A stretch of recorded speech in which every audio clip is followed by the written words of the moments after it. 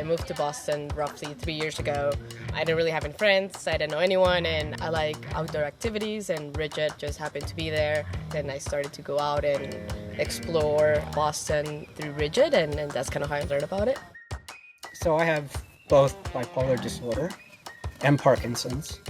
For me, the outdoors is a way to relieve stress. It opens up my mind. The best thing you can do for yourself in Parkinson's is exercise. So doing hikes like that is good. When you go for a hike, it's important like what people you are going with, and I think this is a good group. We are talking very much, we are having fun, so it's good. We are a travel tech platform. We create an adventure ecosystem that offers carpooling, ticket booking, and a network of people to do adventures with. We now are operating in 2 cities. We're in Boston. We just entered New York. We have 2,500 users.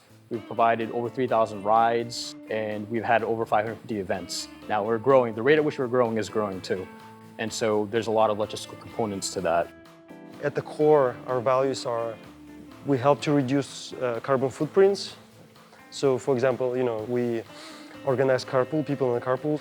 And also, in my opinion, is that when people go outdoors, they tend to care more about the environment.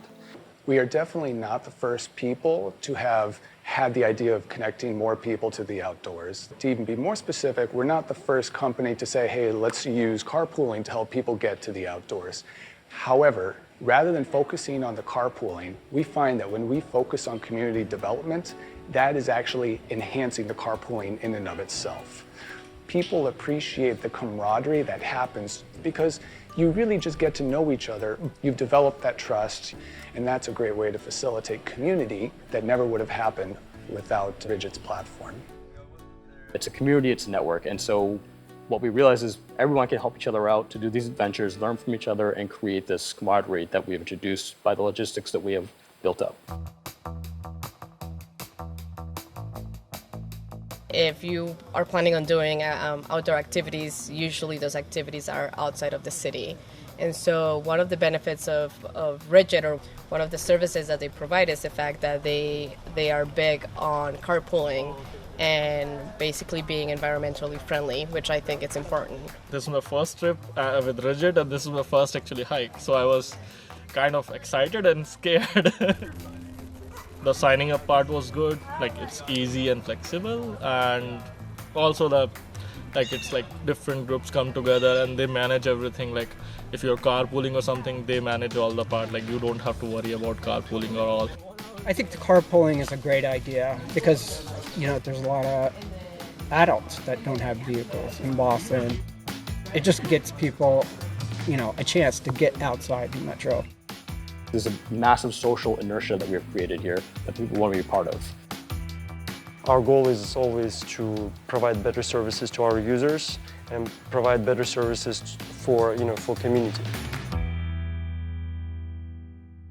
Before you begin your startup, ask yourself if you're willing to go the whole way. Because I haven't taken a dime from it in 3 years. But again, when you believe in something so much, you're willing to put that aside to work on something that you know has a greater good for all of us. So when people ask me, are you trying to make Ridj-it your full-time gig? Yeah, my answer is unequivocally yes. And the same with Rick, and the same with Alex. At this point, I do Ridj-it 40 hours a week or more, but then am also doing work at community colleges, the university. How long my days are basically when I'm not sleeping. So it can be anywhere from a typical 8-hour day to 20 hours. And that's what happens when you have a startup. As time goes by, I'd like to join Ridj-it as a full-time person, yes. We've done this all bootstrapped. We basically self-funded the entire operation. We basically harnessed the collective talents that we have individually to make this happen. It's almost impossible to separate a startup from funding. And so what happens is startups end up spending a lot of time trying to find investors. Because getting startup money or investment money or seed money, that's not going the whole way. That's going a fourth of the way. There's still a lot more you got to do. in order to have that successful company.